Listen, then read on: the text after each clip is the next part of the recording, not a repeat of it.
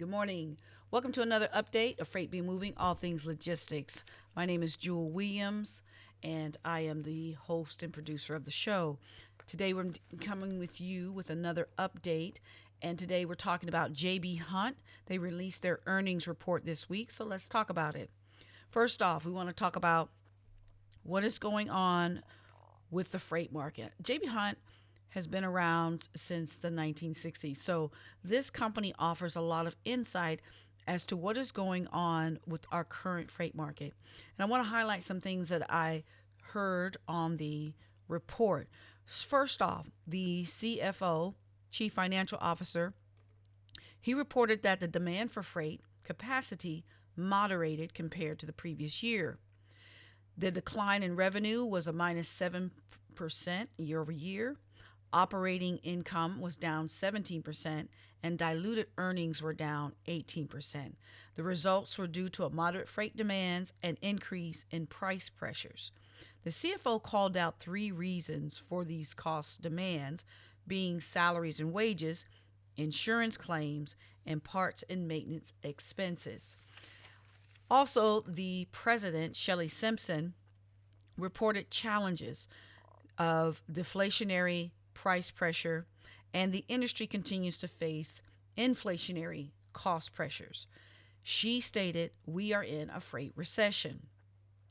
Now they are able to create cost savings by converting highway freight to intermodal. That's important. That means that there's not going to be a lot of trucks on the road doing long haul because they're going to move that freight to rail. Now, they're designing efficient systems in their dedicated segment in order to support their customers. She also stated that there is too much cost in the system for the current level of activity in the company. Now, that type of statement indicates to me that they may be looking to reduce their staffing, cut back on truck drivers and things like that. So that is something to definitely pay attention to. The third thing I want to address is operating report that they talked about. They highlighted their dedicated services. The demand for their dedicated services continues to remain strong, even though there was some moderation in that lane. They also stated that in their operations, they sold 200 trucks of new business in the first quarter of 2023, thus giving them optimism for the remainder of the year. Also, operating growth was 29% in the first part of 2023. Now, the last mile segment that they specialize in bulk deliveries to home, such as your washers, your dryers, refrigerators, furniture, things of that nature, that showed a soft demand, thus impacting revenue growth. And the company says it is going to focus on getting top cost for their last mile services. So with that being said, what we're looking at here is consumer demand is greatly impacting last mile. Consumers who purchase bulk goods and want someone to deliver it to the home, we're going to see that drop a bit as interest rates have gone up and as they continue to go up. So that is going to greatly impact a lot of trucking companies or service providers who are supporting the last mile to residential. Now that's important right there. So you're not only looking at your long haul drivers going down, but you're also going to be looking at your local deliveries going down as consumer demand moderates. So keep that in mind.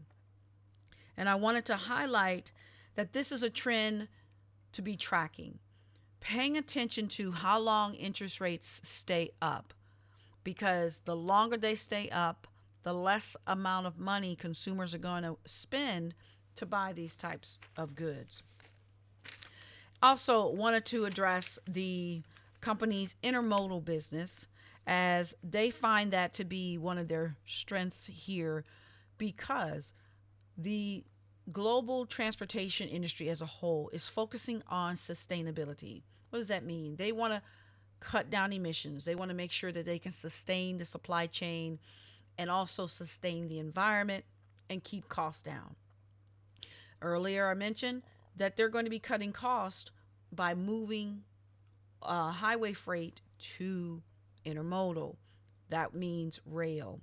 So the demand for their freight overall activity was low due to lower imports and the elevated inventory volumes because not much is moving in the freight system. They stated that there was a 2% decrease in volume in January, a 4% decrease in February, and an 8% decrease in March. So their capacity, however, grew an additional 20%. So what does that mean? If you started off the year with 100 containers and you added 20 containers, there's your 120%. So now you've got 20 extra containers in the system. However, you don't have the volume to fill the 100%, let alone the 20%. Thus, there's the increase in the capacity. So with all this being said, we can get an understanding of what J.B. Hunt is doing and how that looks at the global transportation and logistics industry. I want to pause. If you like what you're hearing, I want to invite you to hit the like button, subscribe, and turn on your notification bell so that you can be alerted for more videos when I bring them out. I also want to say thank you for all my new subscribers. You have gotten me to 100 this week.